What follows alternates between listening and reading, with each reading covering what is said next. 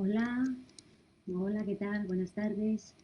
Bienvenidos otro domingo a nuestras clases de metafísica con nuestros queridos maestros Connie Méndez y Emi Fox, que lo leemos en el último ratito de clase. Pues vamos a seguir con el capítulo del otro día. Vamos a hacer un pequeño recordatorio. Estábamos leyendo el retrato de la conciencia terrena de hoy. Y para recordar que hablaba este capítulo, hablaba de qué es la conciencia terrena, ¿no?, del ser humano de hoy en día. Entonces te contaba cómo la humanidad ha creado esa conciencia de la importancia en ciertas cosas. En este caso hablaba de la importancia de tener dinero y poder pagar, de cómo tener dinero y poder sacárselo a otro, de que hay que estar atento para que no te roben, una conciencia siempre de desconfianza, de hacer más, hacerse más rico en esta vida, tener más posesiones, de cómo esas consignas que uno se ha creado con el tiempo, con lo que tú te han enseñado desde que creces, ¿no?, pues a estudiar y conseguir un buen trabajo, conseguir una casa, conseguir una mujer, hijos, esa conciencia pues se ha ido acumulando con los años y todo lo que se ha ido sumando a eso, ¿no? Entonces, como cuando vas creciendo tú creas todas esas ideas que se van forjando en tu subconsciente.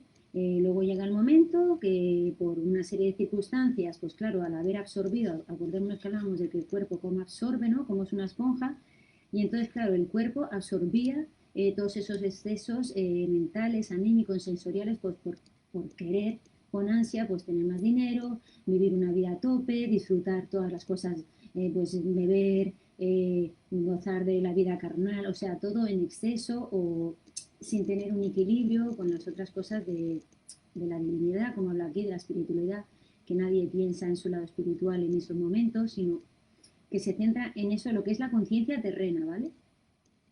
Luego en sí sigue contando pues que entonces llega el momento de que lo centra como en una sola corriente de vida, que esa corriente de vida luego desencarna y bueno, lo importante que es pues que haya dejado una buena herencia a sus hijos y a su mujer y la educación que ha dejado en esos hijos, ¿qué puede ser? Pues la que tuvo en él mismo, el de casarse, tal, tener un trabajo, a su hija pues tener un buen marido que la mantenga, y cómo eso, vida tras vida tras vida, va creando en el subconsciente unas cristalizaciones, ¿no? Claro, esas ideas se llegan a hacer muy fuertes en nuestro subconsciente. ¿Qué pasa?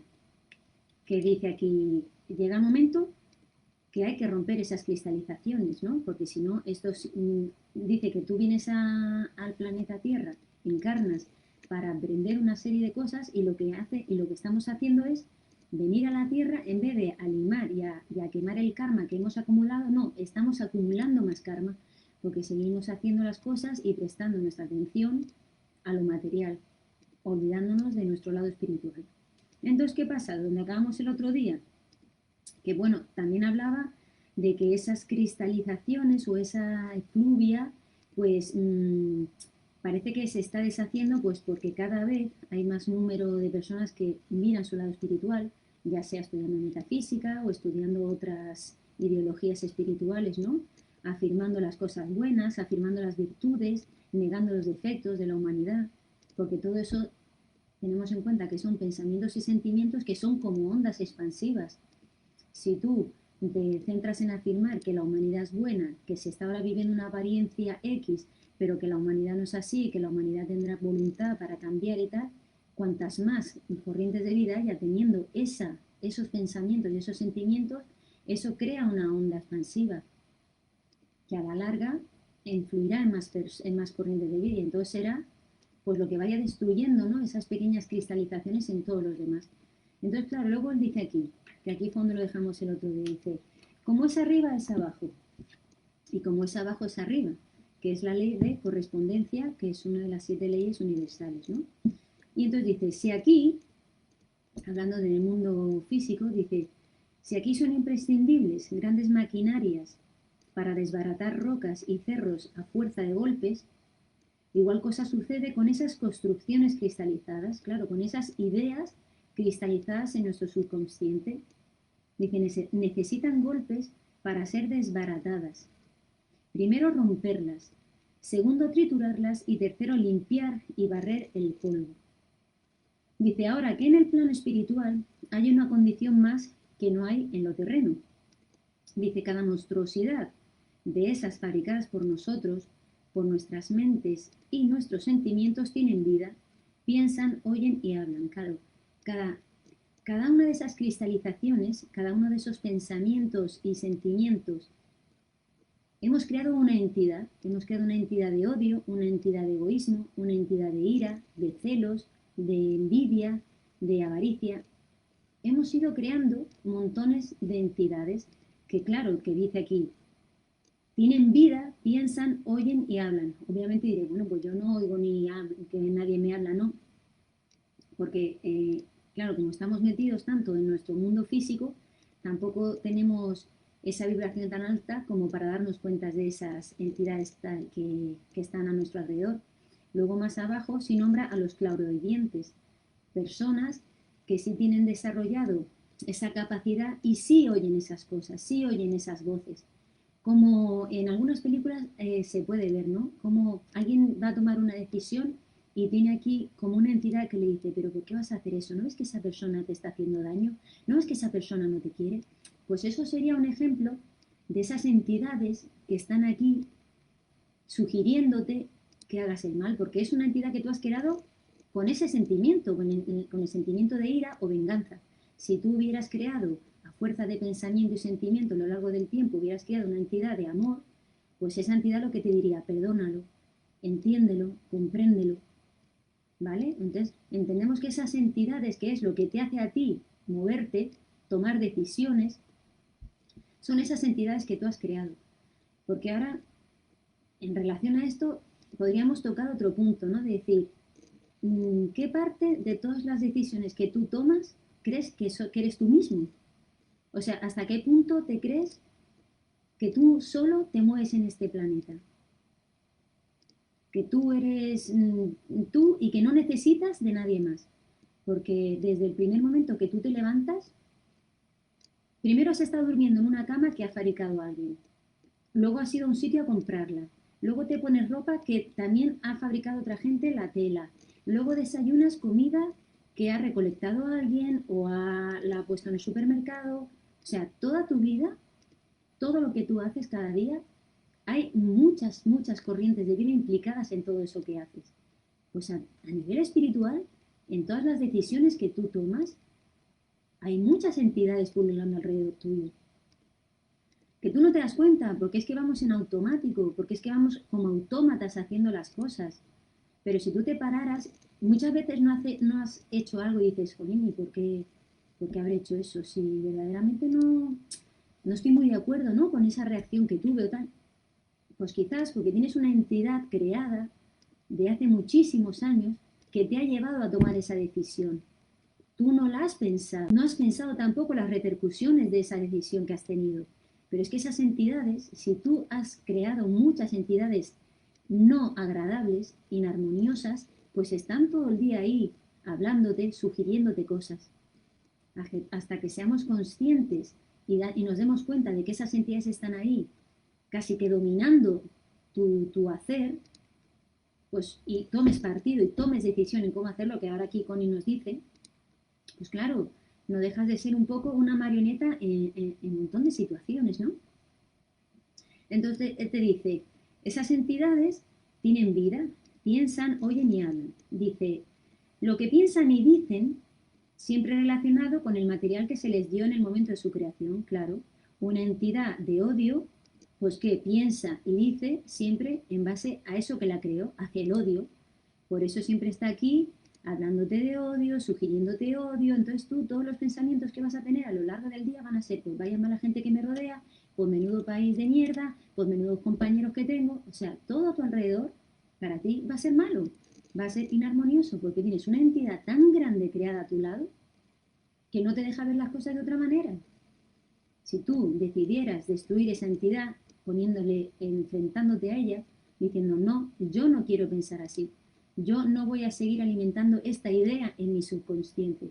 Ahí es cuando tú te enfrentas a esas entidades y la sustituyes por otra y empiezas a crear una entidad de amor, de paz, de armonía, que empiece, como dice aquí, que te empiece a hablar sobre ese tipo de cosas, sobre la materia con la que tú la creas, ¿vale?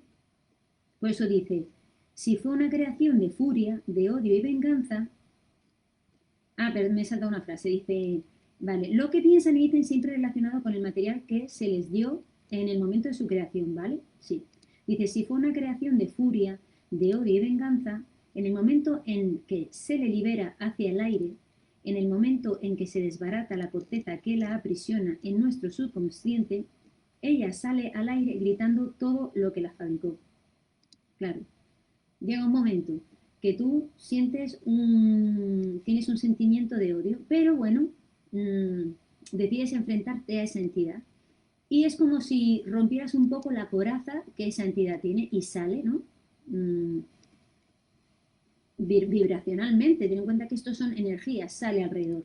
¿Qué pasa? Que dice que ella no se quiere ir, dice, porque ese es su creador y lucha con quedarse con él. Claro, esa entidad que tú has creado, porque un día tú te pares, pienses y te enfrentes a ella, no se va a alargar, porque tú eres quien la ha creado y ella está muy a gusto ahí a tu lado, susurrándote, y además que seguramente es que tú la alimentas con más pensamientos y más sentimientos así, ¿no?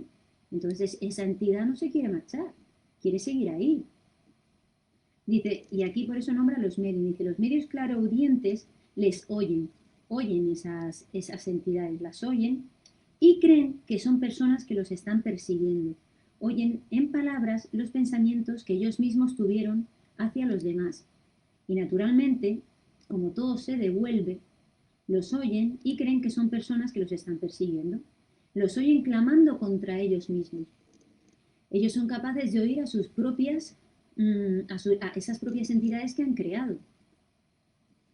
El que sea consciente o no de que es una entidad, o el que prefiera de esas corrientes de vida que tienen ese don de oír esas voces, pues el que sea consciente de lo que son, pues se dará cuenta, pero muchos de ellos pensarán, pues eso, que son voces, que son almas que andan por ahí sufriendo, y luego son sus propias creaciones, que si son creaciones buenas, pues oye, a lo malo, pues te están susurrando cosas buenas, armoniosas en tu vida, pero si son inarmoniosas, no agradables, dice, esta llamémosla persecución, claro, porque tú has querido eliminarla, te has enfrentado a ella en un momento, has querido romper con esta conciencia terrena, porque no olvidemos que el título es la conciencia terrena de hoy, ¿vale? Tú has querido por un momento romper esa conciencia terrena, has liberado un poco la capa, la costra que cubría esa entidad, pero ella no se quiere marchar.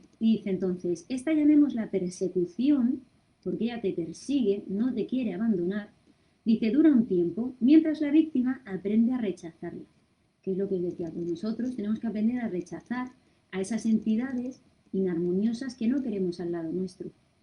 Dice, ¿y cómo aprendería un estudiante espiritual, un estudiante de metafísica, cómo aprendería a liberarse de esta persecución? Dice, pues aprendes a rechazarla negándola, afirmando cosas armoniosas, afirmando la verdad de eso, porque tú dirías, la verdad de la apariencia de odio es el amor. Entonces, si tú tienes una entidad tú lo sientes como un reconcome aquí y un sentimiento, como cuando alguien te hace algo, ¿no? Y tú sabes que tienes que perdonar, pero tienes aquí una entidad que te dice, ¿cómo lo vas a perdonar con lo que te ha hecho? Y está no, pero debo perdonar, porque el perdón libera y no perdonando no llego a nada, pero está esto, pues tú qué haces, negarla. Y dices, no, la verdad de esta situación es perdonar. Y te lo repites, la verdad de esta situación es el perdón, es el amor. Y no dejas que esa entidad de odio o de venganza se adueñe de ti. También dice que otro método para realmente eliminar, ¿no?, esa persecución es meditando, orando, empleando la llama violeta, que la hemos hablado en alguna clase, porque es todo un cambio. Ten en cuenta que la llama violeta es transmutación, ¿no? Y afirmando lo positivo, lo armonioso de algo inarmonioso que estás transmutándolo, estás dándole la vuelta. Y meditando, llorando, pues estás simplemente llevando tu pensamiento a algo más elevado. No te estás quedando en ese plano inarmonioso de malos pensamientos o malos sentimientos. Tú te elevas a algo agradable, a lo que sea, que a ti te resulta agradable y te hace dejar de pensar en esa otra cosa. Y dice luego, pero si no son metafísicos, estudiantes de metafísico, ¿cómo la aprenden? Pues dice, al fin, ¿cómo la aprenden? Bueno, pues no sé. Dice, al fin se retiran. Estas entidades dice que al fin se retiran, yendo a parar a otras cavidades humanas para quienes estos estados mentales son necesarios en su evolución. Qué interesante, o sea, al fin se retiran estas entidades si no vuelves a cristalizarlas. Si tú sigues luchando contra ellas, con la meditación, la oración, empleando la llama violeta, pues estas entidades se retiran. Pero dice, yendo a parar a otras cavidades humanas, yendo a parar a otras corrientes de vida, para quienes estos estados mentales son necesarios en su evolución. Dice, parece que esto es un contrasentido, ¿no? Porque dirías tú, cónchale, yo he destruido una cristalización de odio, he conseguido que se aleje de mí y ahora resulta que va a ir a otra corriente de vida para la cual es necesaria para su evolución. Parece, es lo que dice aquí, contradictorio, pero con un contrasentido, ¿no? Pero no lo es, pues vamos a ver. Dice, por ejemplo, a una persona muy tímida le hace falta un reflejo de decisión y pujanza. Dice, se le dice reflejo a la actuación de esos pensamientos ya formados y establecidos en el subconsciente. O sea, esos pensamientos ya formados y establecidos en el subconsciente, lo que eran esas cristalizaciones, pues se les llama también ese reflejo de actuación. Entonces dice, ustedes ya saben que cada vez que se ofrece una oportunidad propicia, el subconsciente te da ese reflejo necesario, ¿sí? Porque cuántas veces hemos hablado que el subconsciente simplemente obedece tus órdenes. Si tú necesitas o quieres algo o tú le dices a tu subconsciente, yo soy así, tu subconsciente obedece esas órdenes, ¿no? Entonces dice, si nuestros pensamientos han sido buenos, correctos, felices, se produce un reflejo de bienestar y se manifiesta una situación feliz, claro. Si tú a tu subconsciente le has dicho, a mí solo me rodea amor, en mi vida tengo todo lo que necesito, la vida me da y me suple de todas mis necesidades, pues entonces tu subconsciente, ¿qué hace? Te da un reflejo, te da esa actuación de pensamientos buenos que te producen bienestar y se manifiestan en situaciones felices en tu vida. Pero dice, pero si han sido negativos, se produce lo contrario, obvio, ¿no? Dice, y ahora, por ley de acción y reacción, vuelvo a hablar de esa corriente de vida que tiene una excesiva timidez, ¿vale? Entonces, por ley de acción y reacción, la excesiva timidez atrae su contrario. La reacción abre el campo para que entre y se aloje la fuerza contraria. O sea, en una corriente de vida que tiene una excesiva timidez, esa acción-reacción abre su subconsciente ¿para qué? Para que entre ese pensamiento, esa idea, pues de fuerza, de decisión, como decía aquí antes, de decisión y pujanza, ¿vale? Dice, en este caso es un beneficio que aquella creación de violencia que ha soltado otra corriente de vida porque ya no la necesita, porque se ha enfrentado a ella y la ha soltado, pues se vaya a alojar en la mente del tímido excesivo. Dice, porque la combinación de esos dos extremos produce un término medio. Dice, cada condición actúa sobre la otra y produce el reflejo que le hacía falta a la persona tímida.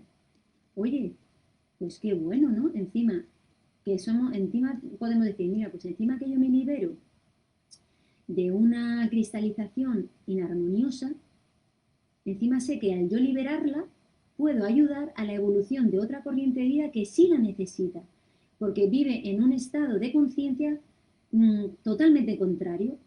Y el equilibrio de esas dos cristalizaciones, la que yo me he deshecho y la que él ya va a absorber y la que tiene, crea un estado en equilibrio que le va a ayudar a su evolución. Oye, pues mira, un motivo más para liberarnos nosotros de esas cristalizaciones, porque no son buenas para nosotros y encima podemos ayudar a otras corrientes de vida. Porque no os olvidéis que es que eso lo hemos dicho en otras clases, que no te creas que tus pensamientos y tus sentimientos crean ondas, pues no te creas que no influyen en los demás. Y eso además lo habréis visto en un montón de películas, ¿no? Como, a ver, ya hablo de algo físico, como decía una, el aleteo de una mariposa en China puede afectar en algo en Estados Unidos, ¿no? Y eso viene a decir que todo se transmite por ondas, la energía se transmite por ondas. Y entonces, ¿qué es más que un pensamiento y un sentimiento? Son ondas, ondas, eh, bueno, yo te diría espirituales, pero son ondas energéticas. Claro que no las vemos, porque no se ven, ¿no? Porque tienen una vibración tan alta que no somos capaces de verlas.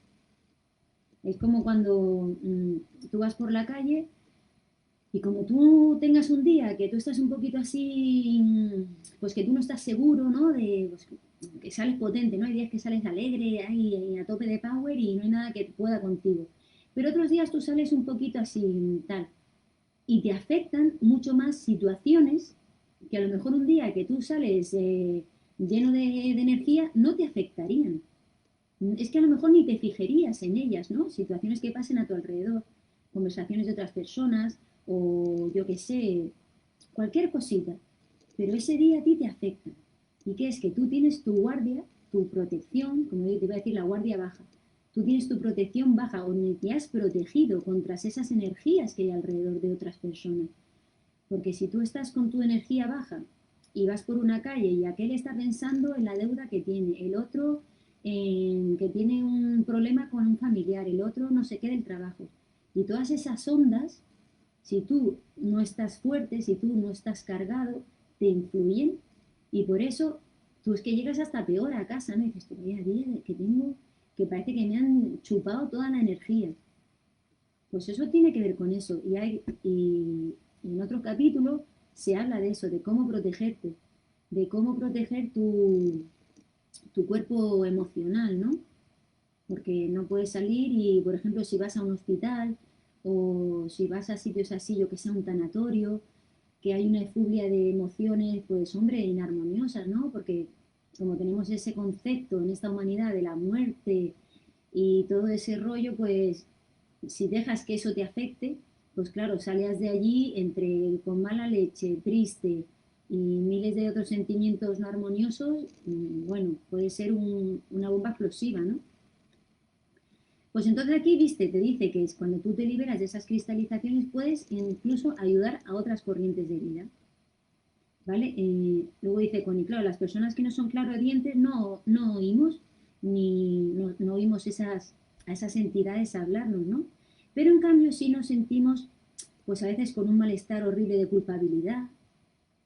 Hemos hecho algo y nos sentimos con culpabilidad o sentimos miedo. No sabemos explicar muy bien por qué estamos sintiendo esa emoción frente a algo que estamos viendo. No sabemos defendernos, dice, de aquello que vemos ni vemos y sufrimos mucho, porque no entendemos, ¿no? Muchas veces por qué sentimos X emociones. Y son esas entidades que hemos creado a lo largo del tiempo, que hemos creado sobre todo entidades de miedo. Y el miedo, el otro día lo hablamos, ¿no? De todas las ramas que tiene el árbol. Hablábamos del amor y del miedo, ¿no? Todas las ramas que tiene ese miedo, que tiene la rama de la ira, de la cólera, de la envidia. Entonces, si hemos creado una cristalización tan grande, ya te dice, joder, es que me siento mal aquí en esta situación y es que y no entiendes por qué de repente has empezado a tener esos sentimientos. Cuando tú estabas tranquilo, a lo mejor. Pues son esas entidades que están al lado nuestro, que las hemos creado nosotros, pero igual que las hemos creado, las puedes destruir. Pero tenemos que acordarnos, tenemos que rechazar ese tipo de emociones y sentimientos, negarlas, afirmando la parte contraria, lo que decimos nosotros, la verdad de esa situación, y meditando y orando. El otro día leí un capítulo súper bueno sobre la oración, que os lo quería leer. Bueno, lo buscaré para la clase que viene. Para que entendamos lo de la oración, porque a veces uno dice orar y no sé si, a lo mejor los que no sois cristianos ni profesáis ninguna religión concreta, pues decían, orar, ya me está hablando de religión. No, y orar no es rezar que también rezar un Padre Nuestro perfectamente. Yo lo hago todas las noches, pero es el concepto que tú tengas de esa oración que estás haciendo. Primero que no la hagas como un lorito, Padre nuestro que está, y no pienses ni siquiera en lo que estás hablando. Y luego, ¿a qué te refieres, no? Cuando hablas de ese Padre nuestro, ¿a quién te refieres? ¿Al Dios que te ha enseñado una iglesia? ¿Al Dios que te ha enseñado? No. ¿Cuál es tu verdadera idea de eso superior que hay para ti en la vida? Aunque sea el universo, lo que sea, para ti, ese Dios que sea, ¿sabes? Y cuando tú ores, cuando tú reces, porque usamos el verbo rezar, orar, meditar, para mí es lo mismo, porque para mí orar y meditar es lo mismo. Pues tú tienes que ponerle el sentimiento sobre esa entidad superior que tú tienes fe de que existe. Y tanto como si es el Padre Nuestro, como si es una oración tuya propia que te sale a ti en ese momento del alma, pues es lo mejor, porque ahí estás poniendo tú tus sentimientos y te estás enlazando mejor con esa entidad elevada que tú sabes que existe y te quieres poner en contacto con ella. Pues en ese libro habla, y me gustó mucho, del tema de la oración. Para la próxima clase os lo leo. Bueno, pues aquí, claro, dice que los que no tenemos ese don de la clariaudiencia, bueno, don, ese, yo no lo llamaría don, sino, bueno, esa capacidad, ¿no? Pues tenemos ese tipo de sentimientos y emociones y no sabemos cómo, ¿no? Entonces dice, pero la providencia cuida de ellos. Claro, dicen, no, las personas se castigan, se culpan, hablan mucho en sus estados depresivos, claro, porque cuando llega a ver que tú empiezas a sentir un montón de cosas, no sabes por qué te vienen, pues dice, claro, puedes entrar en un estado depresivo y encima de eso, no saber por qué, no sabes defenderte de esas cosas que no ves ni oyes, sufres mucho y esto lo empeora. Y por eso dice, por esto se dice que los iniciados sufren mucho, los iniciados en una enseñanza espiritual, porque claro, empiezan a enfrentarse. Y digo enfrentarse y no me meto, no me incluyo para nada, porque yo soy una estudiante o una aspirante a estudiante de metafísica, pero un iniciado es una corriente de vida que ya ha subido muchos peldaños, ya ha pasado muchas pruebas, y entonces se ha enfrentado ya, ha roto tantas cristalizaciones ya de todas esas cosas y pensamientos y sentimientos que tenía, que es que eso lo explica también en otro libro. Bueno, pero léenos esos libros. Eh, esas corrientes de vida que están ya en esas iniciaciones están como a flor de piel, ¿sabéis lo que quiero decir? O sea, el mundo que los rodea es como si te fueran quitando capas de piel del cuerpo, ¿no? Y tú ahora, por ejemplo, me hago así, me araño la piel y bueno, puedo sentir, incluso yo siento como una caricia, ¿vale? Pero un iniciado en el mundo espiritual, que ya se ha quitado bastantes capas de la piel, una caricia así, para él es como una cuchillada con una daga, ¿no? Con un cuchillo. ¿Qué quiere decir? Que las emociones, los pensamientos y los sentimientos que van alrededor, incluso que pueden tener, porque en la iniciación de cada uno de nosotros, como os digo, pues hay varios escalones. Pero es que hasta que no llegas al último, tú puedes volver a caer. Una simple distracción, una simple mirada atrás, un sentimiento de rencor, de desamor, te puede llevar atrás. Y ha pasado, ¿no? Con algunas corrientes de vida que hoy en día ya están ascendidas, pero tuvieron ese momento de mirar atrás y volvieron a bajar un montón de escalones. Por eso digo que la sensibilidad a lo que ellos exponen es mucho mayor que la nuestra, a todo lo que los rodea. Por eso dice, los iniciados sufren mucho, dice, pero la providencia cuida de ellos y encuentran quienes les enseñen estas cosas. Por eso dice, encuentran maestros y a su Cristo. Dice, son iniciados, ¿vale? Por eso os digo que yo soy una aspirante a estudiante espiritual. Y esto os habla de, Connie Méndez está aquí nombrando a iniciados. Connie Méndez era una iniciada. Ella ya tenía, que luego, ahora mismo, no sé cuántas vidas más tuvo Connie, o ahora no lo recuerdo si ascendió después de esta vida, y me lo han dicho seguro, pero se me olvidan muchas cosas, perdón. Dice, son iniciados. M. Fox también, un gran iniciado. porque son personas que veis su nivel de vida espiritual ya era muy alta. Ya tenían un conocimiento y una práctica, porque ya no es solo el conocimiento, sino la práctica de la enseñanza espiritual, el rastro que esas personas dejaron. Porque es muy importante el rastro que deja un iniciado. Y además dicen, ¿cuándo sabes que una corriente de vida ha sido iniciada? Por el rastro que ha dejado. Las clases, las conferencias, los libros, cómo ha transmitido la enseñanza. Ha sido un iniciado, ha dedicado gran parte de su vida a la enseñanza. ¿Sabéis? Ha dejado a un lado su ser, su yo personal, su egoísmo, para dedicarlo a los demás. Eso es una característica de un iniciado también, además de muchas otras más. En otro librito que me estoy leyendo, por ejemplo Joyas Espirituales, El Sendero de Perfección, aquí habla de los pasos de un iniciado, y me estoy yendo del tema, pero esto lo hablamos otro día. Aquí habla del sendero de lo que es la iniciación de una corriente de vida, las distintas etapas por las que pasa una corriente de vida, purificando su cuerpo físico, su cuerpo mental, su cuerpo emocional. Por eso digo que es como lo de ir quitando capas, ¿no? Y claro, cada vez que te quitas una capa de piel, se hace más duro, porque a nivel físico, imaginaros la comparación. Si te quitas 4 capas de piel, tú estás más expuesto ¿qué? A las infecciones, a, a enfermar.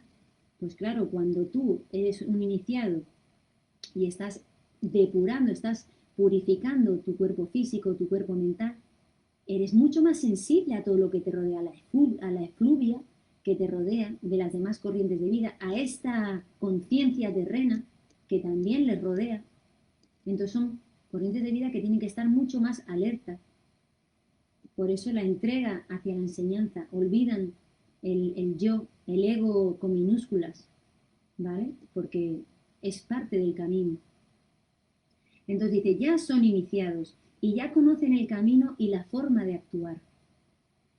Y dice, con ello ahora les estoy enseñando para cuando ustedes se enfrenten a esos estados de conciencia antiguos de ustedes mismos, esas cristalizaciones que hemos ido formando, sepan a qué atenerse y sepan catalogarlos. Sobre todo que sepan transmutarlos, disolverlos con las luces, las cuales aprenderán en el siguiente libro, el maravilloso número 7. Mira, aquí en el maravilloso número 7 nos da unas dice, las luces, disolver con las luces, unas herramientas para nosotros poder transmutar esa conciencia antigua que tenemos todos, porque es una conciencia que hemos ido cultivando con los años, con las vidas que hemos tenido. O sea, que imaginaros las cristalizaciones tan grandes que tenemos, ¿no? De nuestros padres y de nuestras vidas pasadas. Bueno, pues aquí acaba el capítulo de la conciencia terrena. Qué triste, ¿no? Me viene a la mente que el otro día iba caminando y me encontré un cartelito, ¿no? Que hablaba de, alguien puso, ¿no? No tires basura, no tires plásticos, el futuro se acabó, bueno, era bastante dramático, el futuro se acabó, algo así, tu futuro ya acabó, algo. Y lo colgué como diciendo, porque era el día del planeta Tierra. Y digo, y eso es parte de la conciencia, de esta conciencia terrena, ¿no? Digo, ¿cómo que el día del planeta Tierra? Todos los días son el día del planeta Tierra. Todos los días el ser humano tiene que ser consciente de que el planeta Tierra se nos ha dado para vivir en él, para aprender, para convivir, no para abusar de él, no para maltratarlo, no para ensuciarlo. Ha tenido que llegar un momento en el que tengamos que hacer un día del planeta Tierra para acordarnos de que hay que cuidar el planeta Tierra. Entonces esa conciencia terrena, ¿a qué está llevando?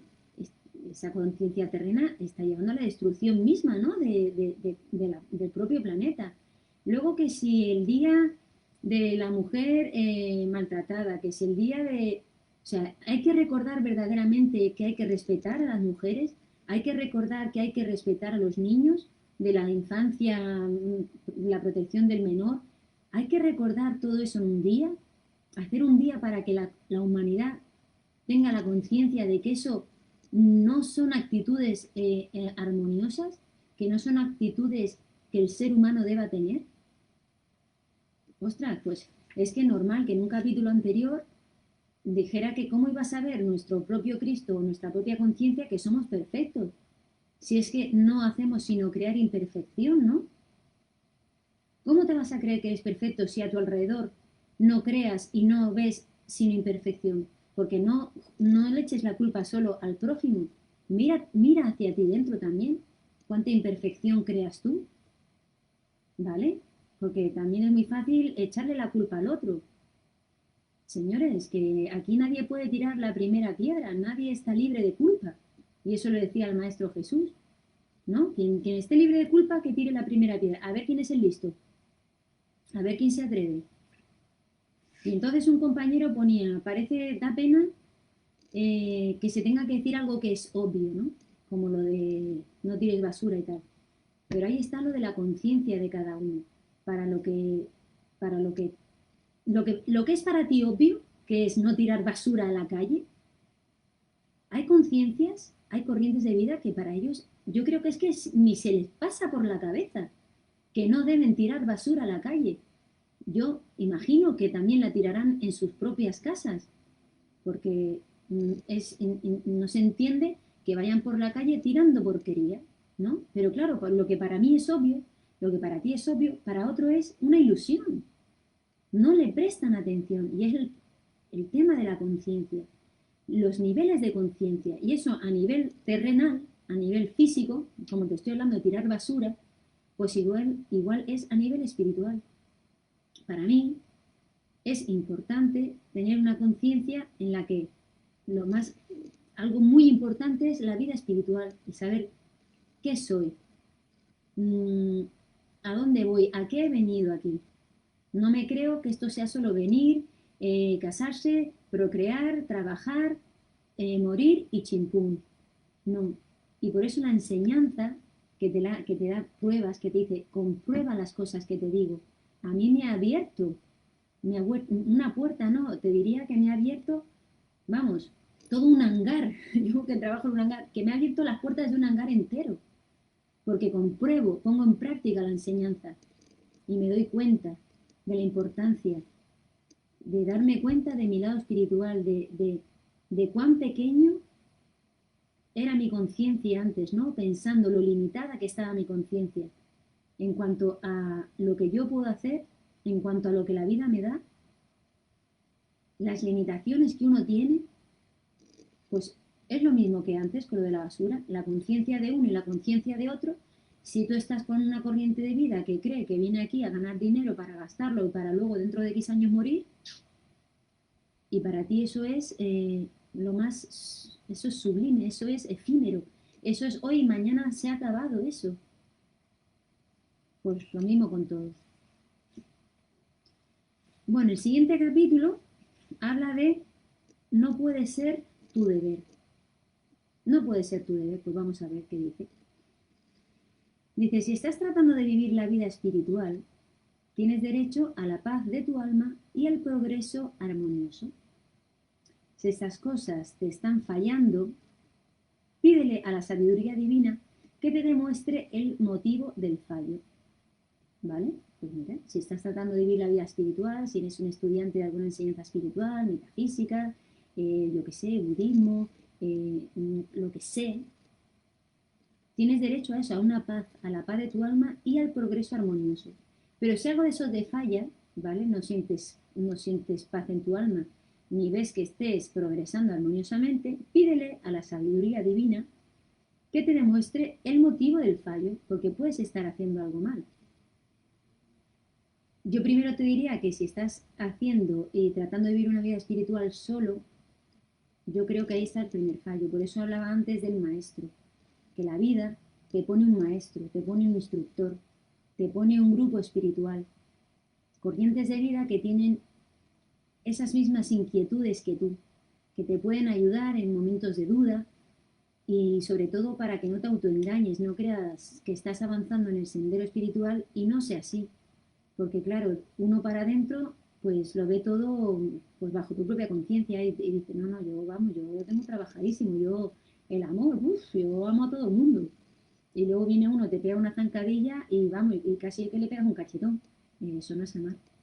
Entonces no lo tenías tan trabajado como pensabas, ¿no? Entonces siempre es bueno un instructor.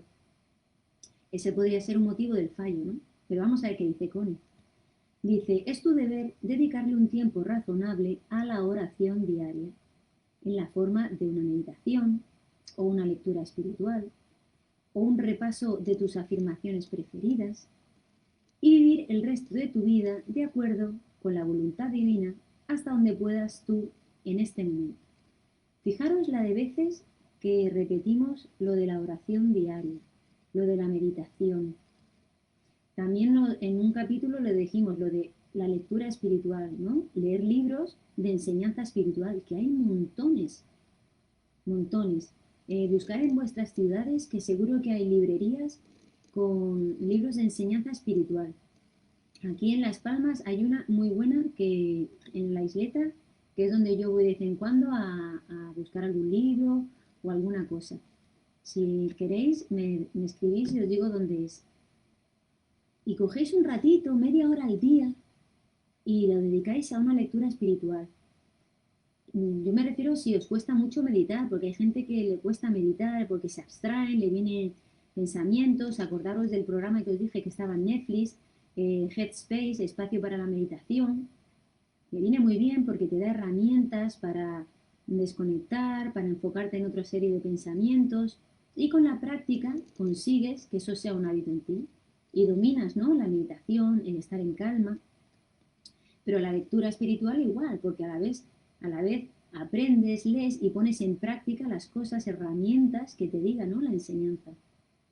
Dice, un repaso de tus afirmaciones preferidas, pues afirmaciones como hemos dicho un montón de veces, yo soy la luz, yo soy la perfección, yo soy salud, mi mundo tiene todo lo que me corresponde, mi mundo tiene todo lo que necesito, mi mundo es armonioso, no sé, tus afirmaciones preferidas, ¿vale?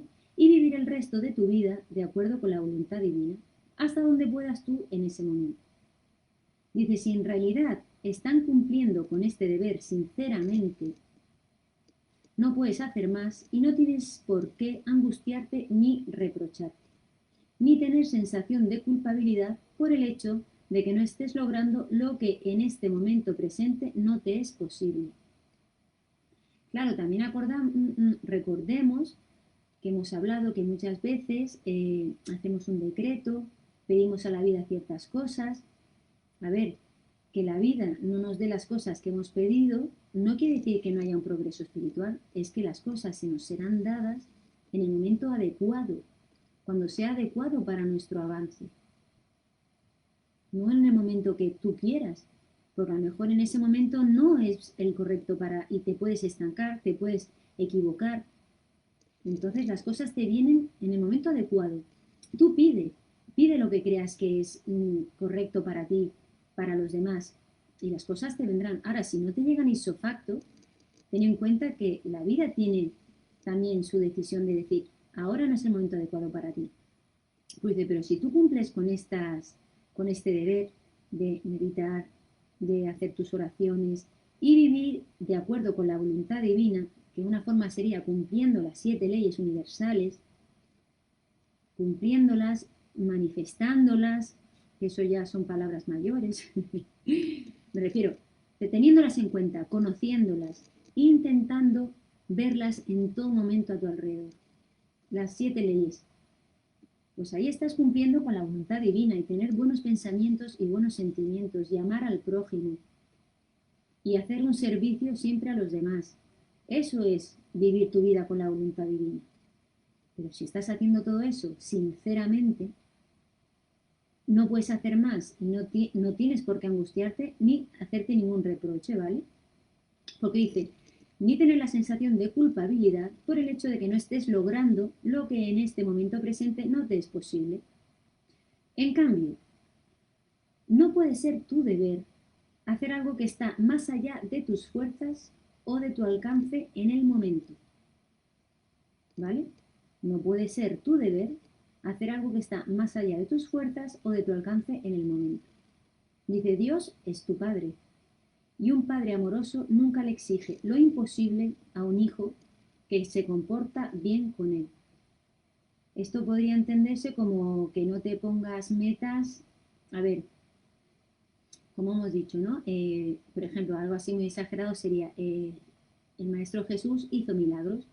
Entonces tú ahora coges un barril de agua y dices que se haga vino, que se haga vino, que se haga vino, que se haga vino. Y no se hace vino, ¿no? Primero, porque lo estás haciendo seguramente sin fe, sin creer que verdaderamente se va a convertir en vino. Y seguramente porque está más allá de tus fuerzas o está más allá de tu alcance en ese momento. Porque tu conciencia no está en ese momento preparada para que tú consigas hacer vino. Porque seguramente puedas hacerlo, pero es que si lo lograras en ese momento, a lo mejor las repercusiones serían nefastas para ti. Porque a lo mejor te endiosarías, dirías, madre mía, me voy a hacer de oro aquí fabricando vino, pero a litro por hora. ¿Me entiendes? Porque tu conciencia no está preparada para hacer eso en ese momento. Con eso se refiere en que no puede ser tu deber hacer algo que está más allá de tus fuerzas. No es limitarte, no es ponerte una limitación. Es entender que en ese momento de tu vida no debes conseguir hacer eso, porque a lo mejor no estás preparado para las consecuencias. Pero no es cuestión de ponerse límites.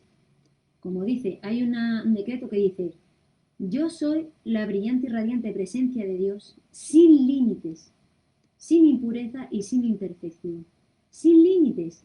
Tú no te tienes que poner ningún límite, pero sé consciente de que hay cosas que a lo mejor tu conciencia no está preparada en este momento para asumir lo que viene después, ¿no? La otra ley universal, causa y efecto. Todo eso hay que tenerlo en cuenta. Siguiente punto dice, no puede ser tu deber, ese es el título del capítulo, no puede ser tu deber, por eso ahora nos va a decir todas las cosas que no pueden ser nuestro deber. Dice, no puede ser tu deber hacer lo que no tienes tiempo de hacer. Dice, Dios es la sabiduría infinita, que en la tierra se manifiesta por el sentido común.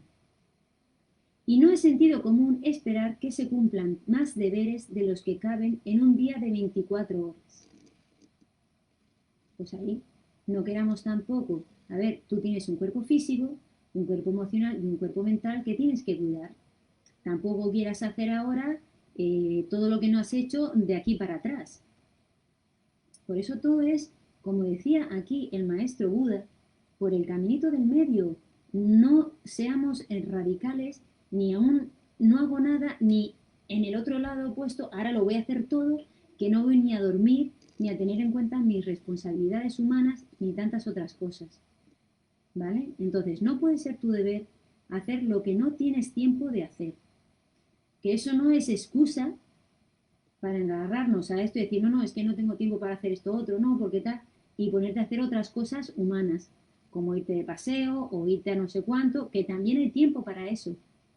Pero me refiero, si tienes que leer tu libro, hacer un trabajo, echarle la mano a alguien, hacer un servicio, sé sincero contigo mismo. Dice, ¿tengo tiempo o verdaderamente no lo quiero hacer? Sé sincero contigo mismo, no pasa nada, ¿no?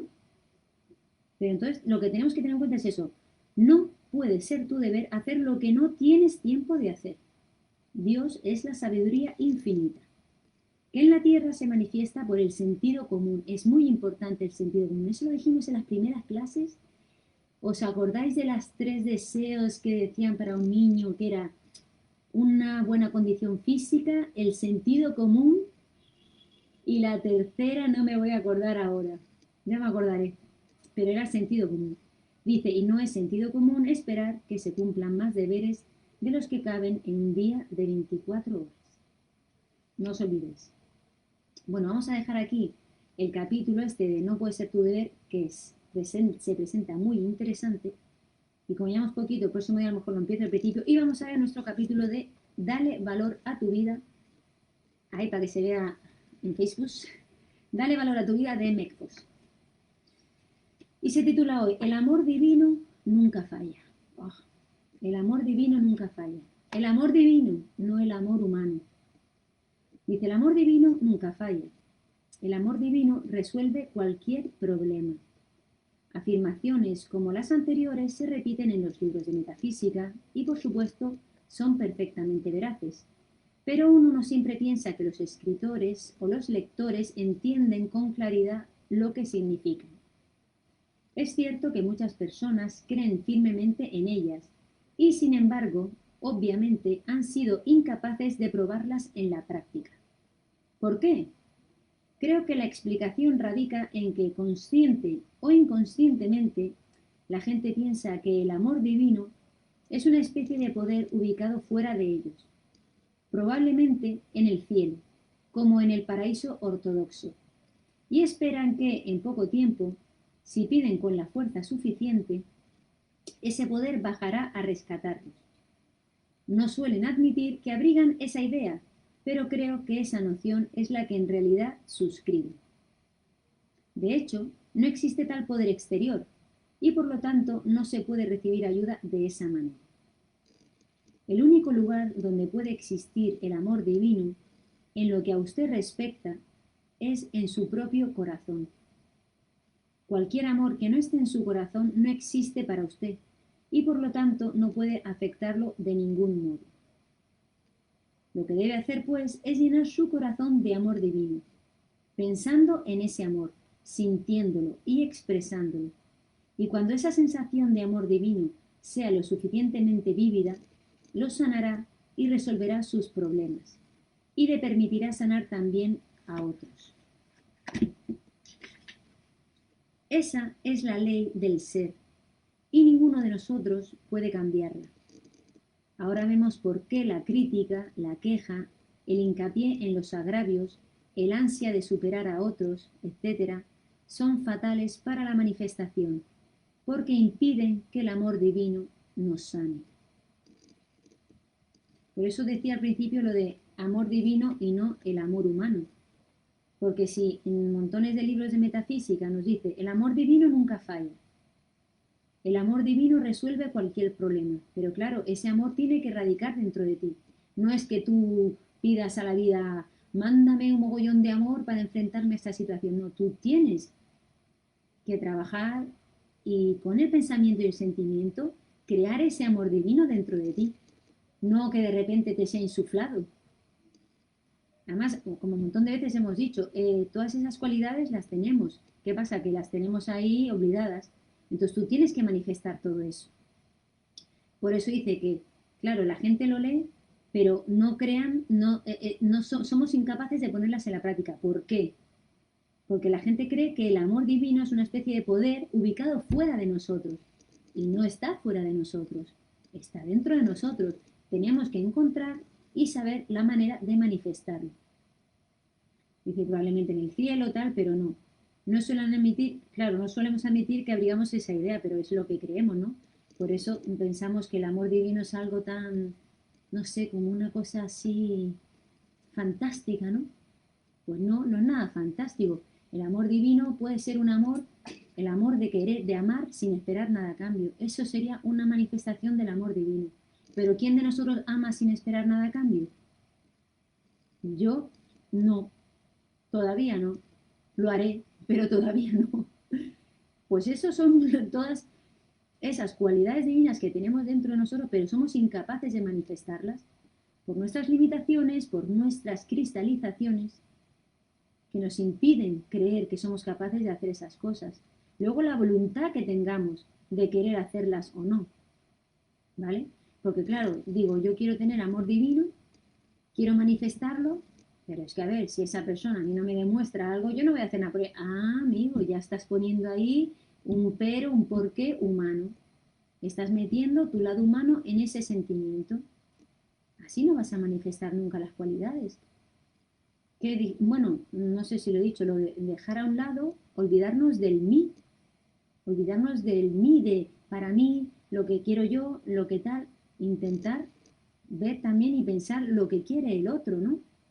Que es parte también de ese servicio, de esa forma de luchar contra esa cristalización del egoísmo. Porque no deja de ser una lucha, un trabajo, bueno, la voluntad de querer hacer un cambio. Sé tú el cambio que quieres ver, ¿no? También es una frase que se lee mucho, pero es verdad. No esperes que las cosas cambien alrededor tuya. Cambia tú y verás el cambio alrededor tuyo. ¿Vale? Por eso, acordáis, el único lugar donde puede existir el amor divino es en tu propio corazón. Que tú cultives ese amor divino.